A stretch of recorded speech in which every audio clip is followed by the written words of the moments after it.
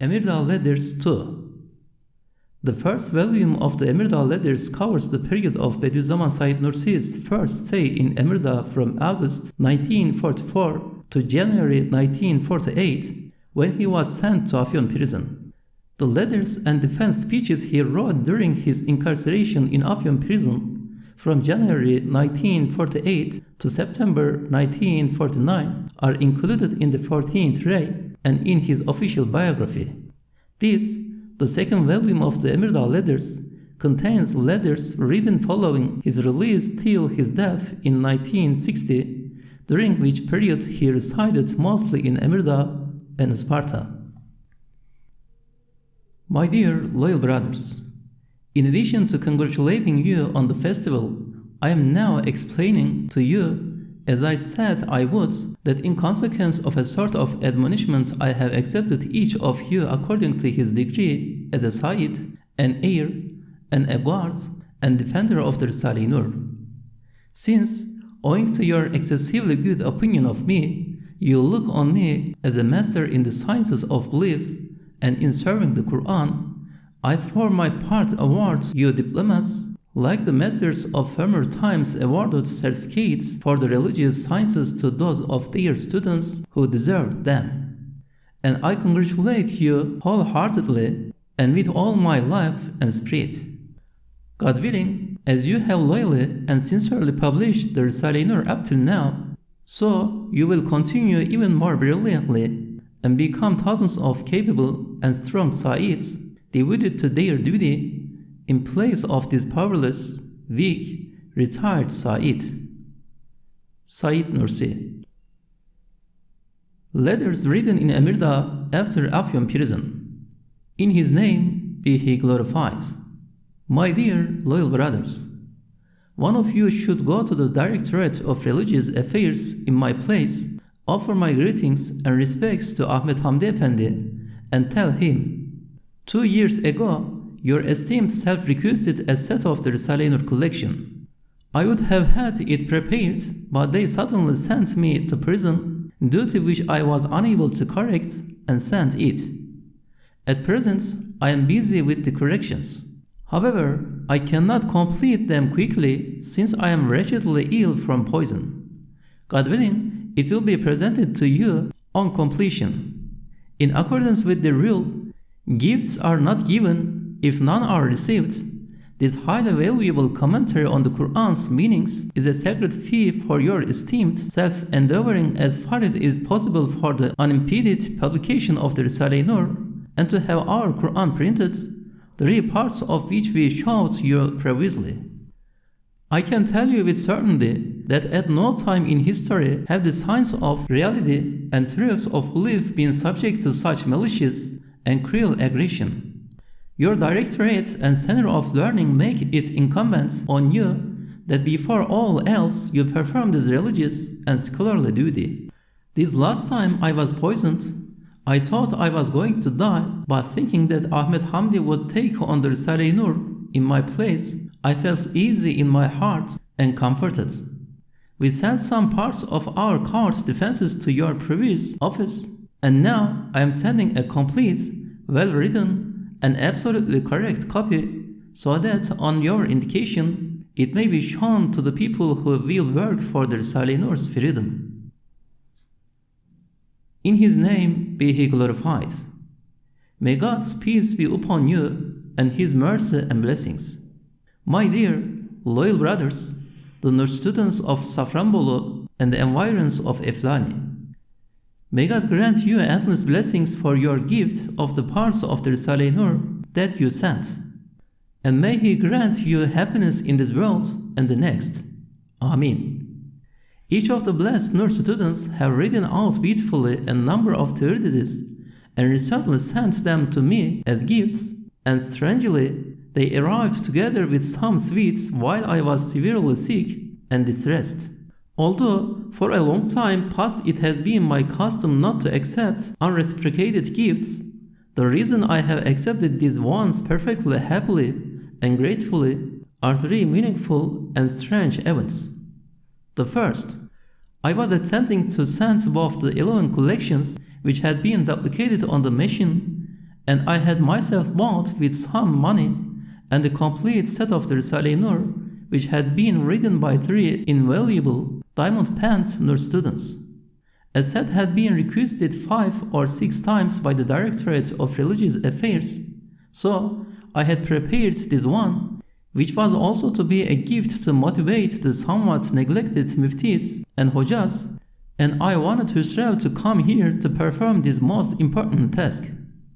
But I was in a difficult position and very anxious. Then suddenly, at that very time, Sungur, the heroic young Husrev, arrived. He both saved me from my anxiety and alarm, and from the expense, and since the task had the importance of 2 years' service together with me, it made me feel quite certain that it was an instance of the wondrous success won in publishing the Risale-i Nur. Second event. At just the time I sent my own copies to the Directorate of Religious Affairs, the same amount, no more and no less, arrived, sent by the young Nur champions of Safranbolu, Eflani, and thereabouts. Their blessed gifts as though said to me through the tongue of disposition, "Don't worry, we are replacing the losses, we are taking their place." So I accepted them wholeheartedly and congratulated the senders, and their other gifts have not upset me at all yet. Third event. 10 minutes before the blessed presents arrived at my room, I saw a bird resembling a sparrow under the foot of my bed. The windows and door were all closed, and there was no chink it could have entered by. It did not fly away from me. I gave it a bit of bread, but it did not eat it. I told myself that it must be bringing some good news, like the birds here 3 or 4 years ago. Then, in truth, both that light-scattering gift arrived and a fine letter from my Mufti brother, Abdulmajid, about whom I had had no news for 3 years. Halil, who assisted me, came and I said to him, "Look at this bird. Just like the ones before, it's a bringer of good news." Later, we opened the window to let it go, but it remained. He opened it 5 or 6 times at the top, but it did not fly away. Later on, Sungur came and we showed it to him, so he saw it too. Half an hour later, it disappeared, which was as strange as its appearance. Halil and myself, we both looked for it. It had not flown through the window. We could not find it. It had disappeared. In fact, a certain event demonstrating the importance of the gift's arrival and Sungur's coming to our assistance in place of Husrev was that 2 days before Sungur arrived, that is, the day he set out, Halil had a dream in which Sungur and Mustafa Osman had come here and some sort of splendid ceremony had been held. He asked me to interpret it. I was curious too and asked him why he had asked me to interpret it and wondered if something had happened to them. I worried about it all night long till morning. Then the dream turned out to be true with only a little interpretation. The letter Sungur wrote our master while he was in Ankara. In his name be he glorified, and there is nothing but it glorifies him with praise. Our most esteemed, most blessed, most kind, and most beloved master, we presented your valuable, acceptable letter to the head of the Directorate of Religious Affairs, Ahmet Hamdi Efendi. He was overjoyed to place the blessed collections of the Risale-i Nur in his personal bookcase. He said, "God willing, I shall give this to my closest brothers to read, and in this way we shall try to have them published gradually. My beloved master," he said he would carry out the orders expressed in your blessed letter, but that they could not be published at once. He said that he would get his close brothers to read them and that they would publish them in the future in accordance with the interest they aroused, and that, God willing, they would try to publish them in their entirety and in superior fashion. Sungur. This following point should be written after the question and answer on the first page of the second station of the 29th letter. The reason this treatise was written was a sort of response to a terrible conspiracy to have the Qur'an's translation read in the mosques instead of the Qur'an itself. Too many details and unnecessary discussions were included, but perceiving a valuable key to hidden matters in that striving and fervent reply, unnecessary details and weak and extremely subtle signs were also included. It occurred to my heart that the 29th letter's most important, necessary, brilliant, and miraculous first station would forgive all the faults and excesses of this second station. So I happily offered thanks and forgot those faults. In His name be He glorified. Peace be upon you and God's mercy and blessings. Esteemed Ahmet Hamdi Efendi, I am describing to you a spiritual experience I had many years ago because yourself and the Hojas in your profession favored dispensations and gave up firm adherence to the Sharia. Your ideas were not congruent with my ideas. I used to be angry with them and with you, so I did not send you the Risale-i Nur directly. But 3 or 4 years ago, I felt a critical, nagging sorrow in my heart, and the following was imparted to me. In accordance with the principle, the lesser of two evils, some of your old madrasa friends like Ahmet Hamdi performed their scholarly duties as far as they could to preserve sacred matters, so their reducing the danger fourfold will be atonement for the deficiencies and errors they were obliged to make. I received a severe admonishment. Ever since then, I began to look on you and those like you as my old madrasa brothers and fellow students. Because of this, when I reckoned this severe illness resulting from poison would lead to my death, I had the idea that you would a true protector and defender of the Risale-i Nur in my place, and 3 years ago I intended to send you a complete and perfect set. Now, although ill, I have partially corrected for you a set written out 10 or 15 years ago by 3 leading Nur students. It is not perfect or complete, but has almost all the parts. Those 3 students' pens are as valuable as 10 sets. The price for the set is 3 things. The first is to duplicate 20 or 30 sets, if possible in the old letters, and if not, in the new letters, on condition that one of my close friends is present to help with the corrections.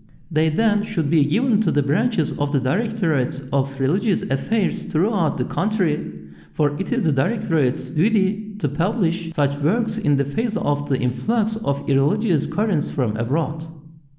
The second, seeing that the Risale-i Nur is a product of the madrasa, and you are both the pillars and the heads and the students of the madrasas, the Risale-i Nur is truly yours. For now, you may leave out any treatise you deem inappropriate. The third, our Qur'an which shows the coincidences should be printed photographically, if possible so that the flashes of miraculousness in the coincidences may be clearly visible.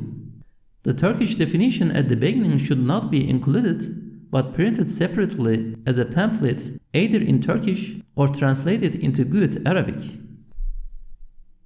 In His name be He glorified. Peace be upon you and God's mercy and blessings forever and ever. Our most worthy, devoted, Nur hero and elder brother, Hüsrev. It is now 5 times that the head of the Directorate has insistently requested a set of the Risale-i Nur. Our master, though ill, is correcting it and is about to finish, and he requests of the director 3 things as its non-material price.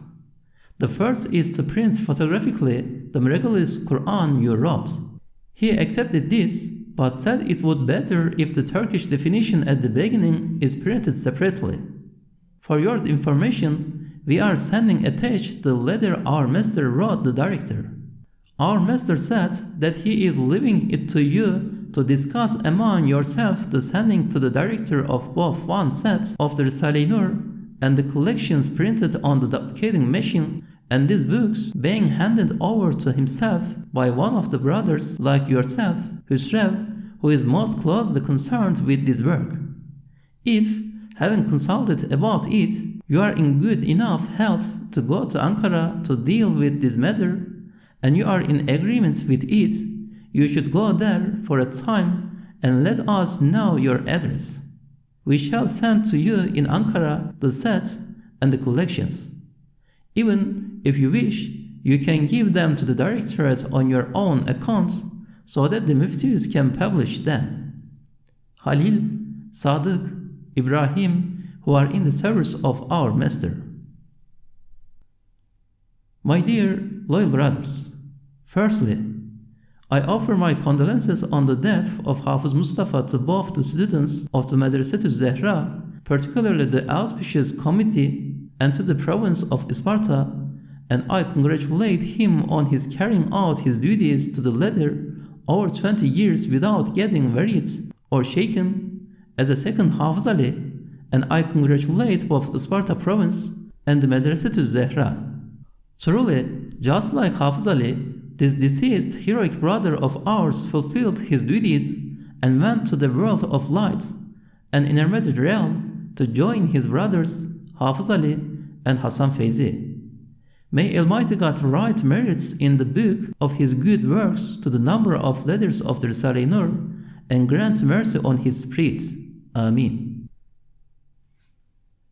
My dear loyal brothers, it was imparted to my heart that I should explain to you a few matters concerning my person.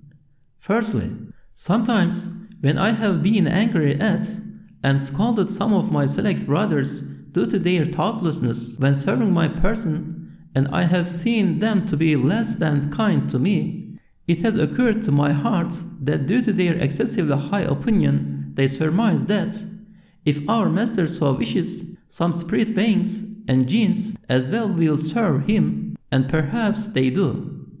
The clear manifestation of providence in the Risale-i Nur's service shows that no opportunity is given for his wretchedness. He does not need our kindness, and they are faulty in serving me.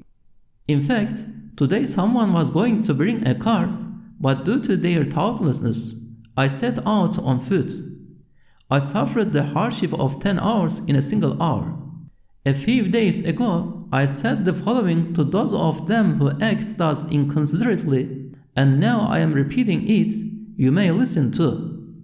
Just as the inner meaning of sincerity strongly restrains me from exploiting the Risale-i Nur and the work of serving belief for worldly ranks and high places for myself in the hereafter, so too I shrink from exploiting that sacred service for my personal ease and comfort or to pass a pleasant, trouble-free life in this world.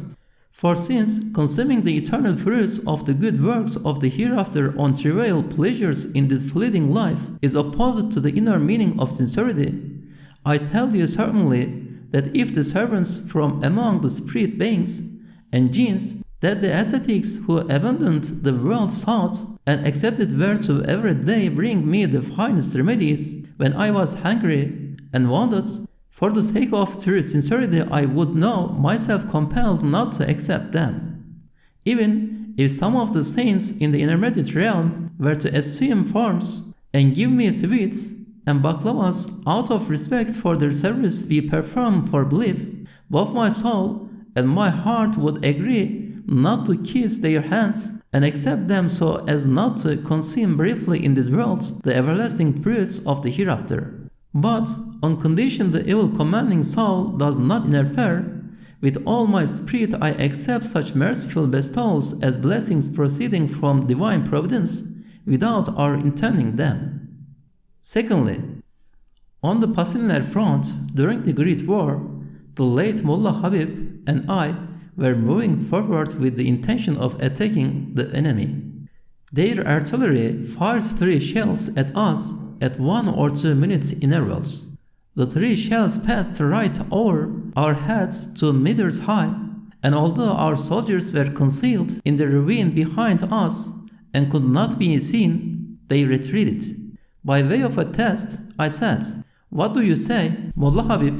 I'm not going to hide myself from the shells of these infidels. He replied, I'm not going to fall back either. I will stay behind you. A further shell fell very close to us. Certain that divine succor would preserve us, I said to Mullah Habib, forward, these infidels' shells can't kill us. We won't deign to draw back. Also, during the siege of Bitlis, on the front lines, I was hit by 3 Russian bullets which should have killed me. One pierced my shalvars and passed between my legs. My state of mind was such that I did not deign to crouch in the trenches in that perilous situation. The commander, Kelali, and the governor, Memduh Bey, heard of this, and although they said he should draw back or enter the trenches, I declared, these infidels' shells can't kill us, and attaching no importance to them, took no precautions at all at that time of youth, and did nothing to protect my life. But now, although I am 80 years old, an extraordinary contradiction is apparent. I am in a state of mind whereby I am extremely careful and guard my life and shun dangers to the extent of having scruples about it. Of course, there is a significant instance of wisdom and purpose in preserving 1 or 2 years of old age and pleasureless life to this extent when that young life was sacrificed fearlessly, and there are 2 or 3 aims. The first, with their machinations, our malevolent coward enemies, some unofficial and some official, direct all their assaults at my person instead of at the Nur students, and they are preoccupied with me, and without knowing it, imagine all importance to lie in myself. Thus, this elderly, wretched life of mine is a means of saving the Nur students to an extent from their stratagems and attacks.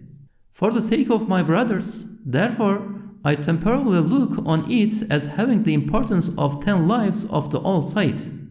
If I were to withdraw, the difficulties inflicted on me would be inflicted on my select brothers, whom I love more than life.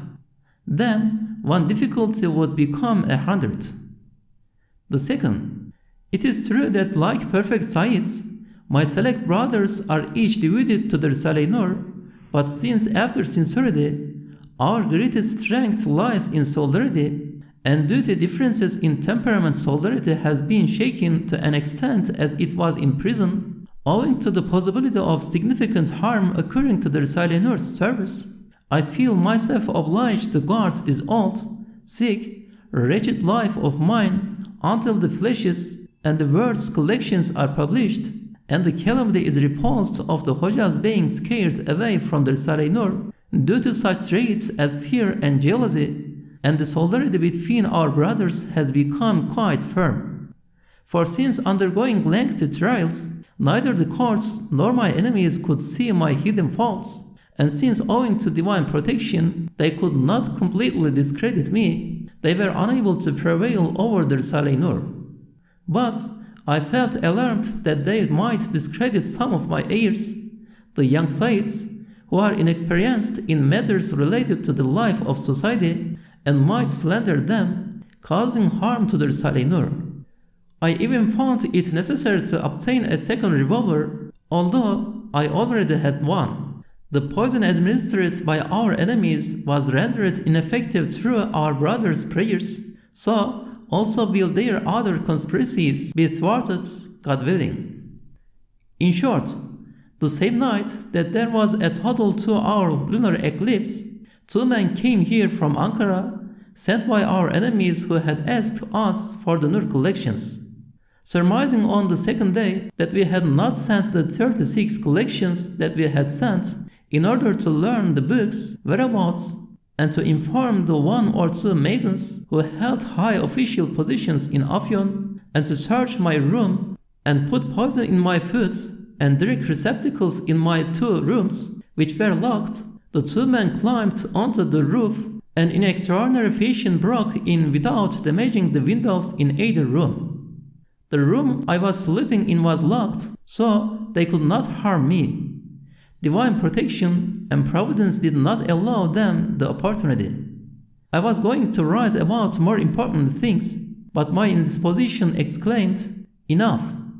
It is absolutely essential to always act with caution, sincerity, solidarity, without being shaken, to perform our duties and not interfere in God's business, to act in accordance with the rule of illuminates discreetly, and not to feel alarmed or despairing. Once again I say, there have been no persons in history who have performed the valuable services of the Nur students with so little trouble for such vast spiritual gains. Sometimes an hour's watch in arduous conditions may be the equivalent of a year's supererogatory worship. Similarly, God willing, the hours spent by the Nurjus serving belief and the Qur'an will each gain for them hundreds of hours of merits.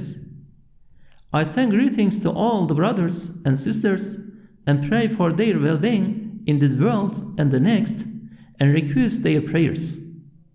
The truly devoted Zubayr came to my assistance here at a time of great need, just when I urgently required help. I was otherwise going to ask for someone from Sparta who works in that way. My dear loyal brothers, firstly, we congratulate you on the night of the Ascension and beseech divine mercy that the prayers you offer will be accepted.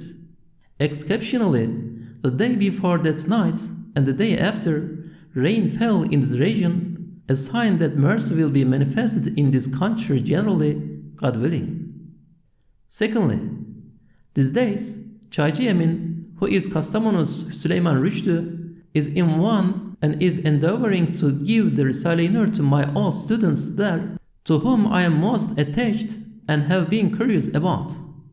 I am overjoyed at this and at his informing me by letter that those old brothers of mine are alive and that they are eager for the Risale-i Nur. This made me feel relieved and happy, yet sorrowful at those old memories. I cannot communicate with them from here, so it would be convenient if the Safranbolu heroes do this in my place. Thirdly, although we have given up politics for 30 years and have evinced no interest in current affairs, in unprecedented fashion Afyon court confiscated our miraculous Qur'an and has held it for 2.5 years and not returned it to us, and has prevented the publication of our books, all of which has caused me anguish and suffering. So, for 5 or 10 days I took a look at the world of politics and I saw a strange situation. As I said in my defense speeches, an atheistic current which practices absolute despotism and absolute bribery has tried to crush us with these torments on account of masonry and communism. Then I saw that another current has begun to emerge in this country which will break the other current's power. But I have not taken another look as my way does not permit showing too much interest. The enduring one, he is the enduring one, your Sikh brother, Said Nursi. To Celal Bayar, President of the Republic, we offer our congratulations. May God Almighty afford you every success in the services you will perform for Islam and the country and nation. In the name of the students of the Risale-i Nur, and one of them, Said Nursi.